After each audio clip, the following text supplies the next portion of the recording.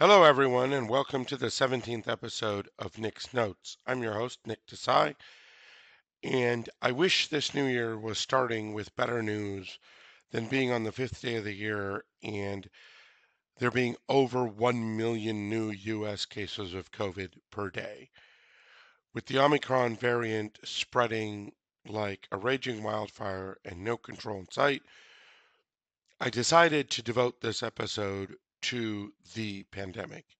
I think talking about anything else at this particular juncture in American life is dramatically irresponsible. And I think that most of us, and certainly most of the people that listen to these episodes, are fed up. We've had it up to here. We've wore our masks, we got our vaccines, we got our boosters, and yet we are not able to live our lives with anything close to normalcy. America has 4% of the world's population and has had 20% of the world's COVID cases, 5 times what we should have. Over 60 million Americans now have or had COVID. Over 1 million that we know of are living with long COVID.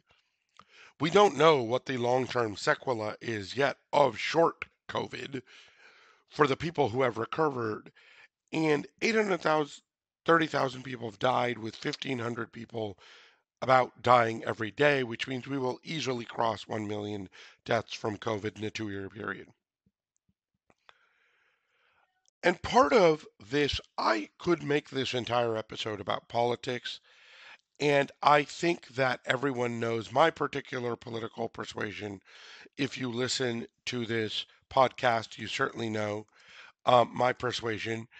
Um, but I'm not going to. I'm not going to mention a single president or politician by name.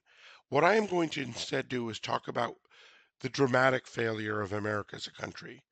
Because we've now gone through this through 2 administrations, through 2 presidents, different approaches without a vaccine, with the vaccine, different variants. And it's incredibly frustrating. And I'll give you an example of the first part of this that is extremely troubling to so many millions of us who are following the rules and who are trying to keep their families safe. My children attend Los Angeles Unified School District, the nation's second largest public school district, and we are happy to attend a public school district where they enforce testing twice a week, which is phenomenal. And they enforce masks, which is also great. And they decided that there would be a vaccine mandate for all kids over 12 for this January, for the school district, the school year that starts this coming Monday. And 88% of the kids, 88% of the kids in the school district over the age of 12 did go and get their vaccines. That's phenomenal. That's great. But because 12% of the kids didn't, they had 2 options. Tell those 12%, great, you're not coming to campus. You can do remote learning until you decide to get vaccinated. Or doing what they did, which is relax the rules. Okay, we're going to delay the vaccine mandate because we can't piss off those 12% of kids and parents. So, what was the motivation to get the vaccine? For the 88% of their kids and their families who took time out of their work, got the vaccine, followed the rules. The same thing is happening in professional sports, and these people are, quote unquote, our role models. In New Jersey, a guy named Kyrie Irving, who sat out with an absurd excuse for not getting vaccinated, is now being allowed to play professional basketball and make $35 million a year. It's an outrage. It's an outrage to any of us who are following the rules.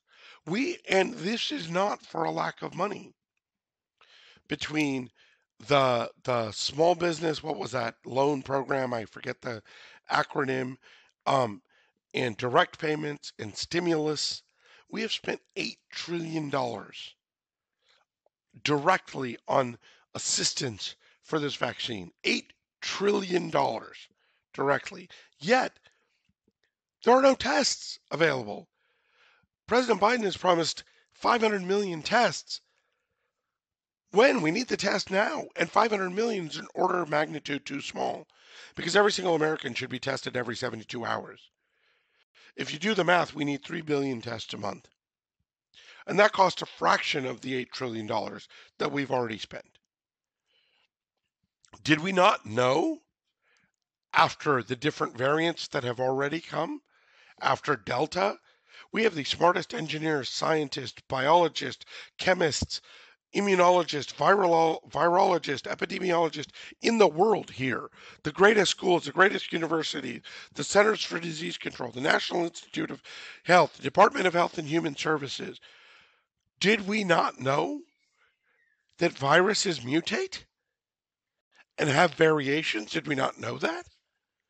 Is Omicron really a surprise to us? Were we not prepared, thinking there might be another variant? Why weren't there tests sitting in the homes of every single American family? And before you tell me, yeah, but Nick, some people just aren't going to follow the rules. Yes, that's true. And that is a tragedy of lack of education, ignorance, and troglodytes, and people putting political favor over American lives. And that's a whole separate conversation. But there's a lot of power that the federal government does have. And the federal government is people controlled right now by people who technically do hold that power, right? Why is it airports are controlled by federal law? Why isn't that there a federal law that not only to go on an airplane, which Canada has as an example, but to go into an airport, every single person needs a vaccine and a mask, and you're checked outside. Airports are one of the most secure places in America. They check you, they make you take off your shoes, they can't make sure you have a vaccine. For that matter, why isn't there a national vaccine registry so that these QR codes work and there's one system? There's tons of billionaires and trillion-dollar companies that are in the tech industry who, if asked by the government, I am assured, for no money, would build a system that would take a competent group of coders, probably a week to build, that would create a national QR code. And if you're vaccinated, you're scanned and you can go in and you can wear your mask. And why is that important? It's important because if you can't go in the airport and you can't get on the airplane, you can't travel, and it limits the spread of a highly contagious variant like Omicron. Why isn't that true at every school in America? We've built walls around our schools. We've turned our schools into prisons because of the rampant school shooting problem. So if we can control who comes in and who comes out, there are schools in America with metal detectors. Why aren't there vaccine scanning systems? Why aren't there at the universities, at the schools, at every mall, at every public institution, library, bookstore, post office? Everything that we can do should be done to make sure that every American has tests, vaccines, and masks, is wearing them correctly so we can control this pandemic.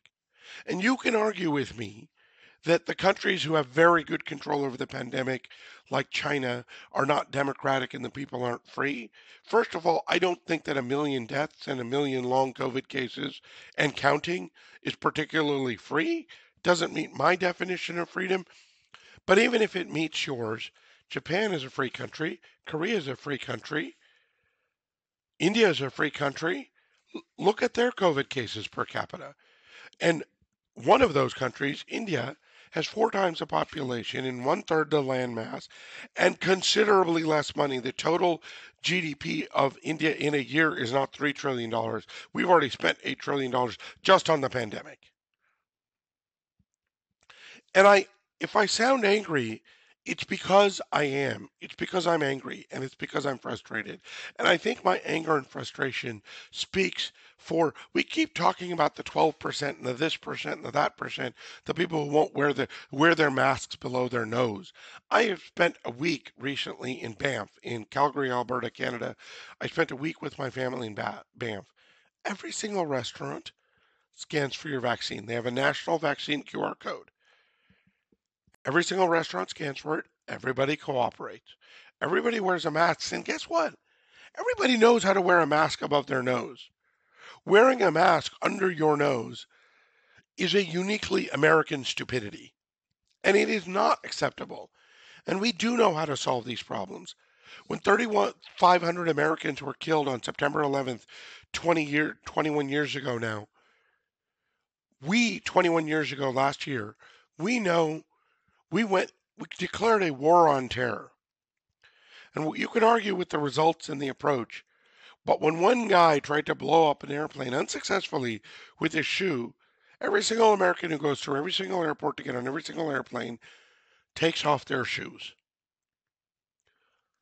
We can't make people wear masks correctly. And yes, there are state laws and federal laws, and I understand all this.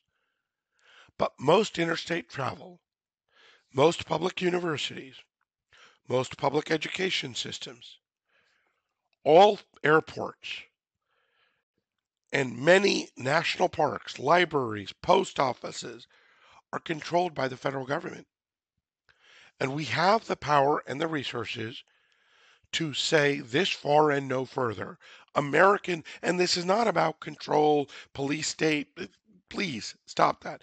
This is about stopping death, stopping disease. And let's not say Omicron is milder because we don't know the long term sequelae of COVID yet. We don't know the impact on lungs, on nervous systems, on brains. And the children under 5 in this country still cannot get vaccinated. We have built vaccines, but we haven't managed to approve them for children under 5. There are 4-year-olds that weigh more than my 8-year-olds, but they can't get vaccinated? It's ludicrous to think about. And by the way, what are we doing? This is before most public school districts in America. Today's numbers are before most public school districts in America, which have taken we're just going to give up. We're going to fail. You know what Americans can tolerate and have the strength for? Is something didn't work, but we tried. How many times did we try to get to the moon before we did? How many times did we try to build so many of the things that work? There's a time in the history of everything that works when it didn't. And Americans are up for that challenge. We fought world wars and won. We put people on the moon. We created the transistor. We created the internet. We cured polio. We've done all of these things. Americans don't like quitting. And it feels like the entire public infrastructure in the United States is thrown in the towel and quit. And it is completely disenfranchising, demotivating, and deflating to the people who are trying to do what is right to keep themselves and their community and their families and their friends and neighbors and their fellow students in their schools safe. And there are some people who have made this about politics and are always going to stick to that end of the spectrum. And I'm sure I'm going to get hate tweets and hate comments to this podcast. I see it on LinkedIn when I post comments about getting vaccinated. Okay, let's do everything we can, and then we'll talk about that. Have we done everything we can? No. Are we doing what other smart countries are doing? No. Are we enforcing common sense rules that the federal government does have the power to enforce? No. Are we anticipating the next variant? You know what's going to happen? Lots of people are going to get Omicron, another 20 million people before this is over. They will subside, and they'll have short-term immunity. And everyone will think everything's okay and everything will be open and masks will be gone. And guess what? Another variant will come along and sock us because we won't be ready. We won't be thinking ahead. We won't be prepared. Is that what we did after 9/11? Said, okay, well, this one happened. Let's all move on. Nothing to see here. No one's dying. Nothing, whatever. Those people died. Whatever. Let's forget about them and let's move on. No, we took every single step humanly possible to ensure that on American soil in the next 2 decades, there has not been that caliber of foreign driven terrorist attack. Why can't we do this for this pandemic? We can, we should, and we must.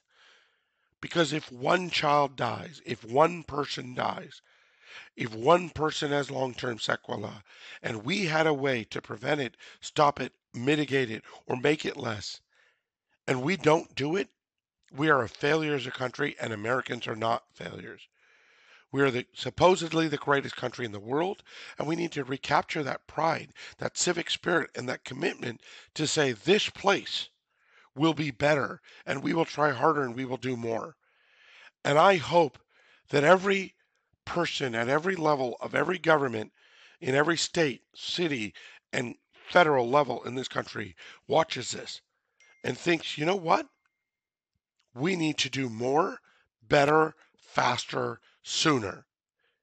And until then, I'm not going to stop talking about this, and neither should you. Thank you, everyone. I appreciate your time. If you like this podcast, this episode in particular, take the time to share it, comment on it, and help spread the word. Thank you.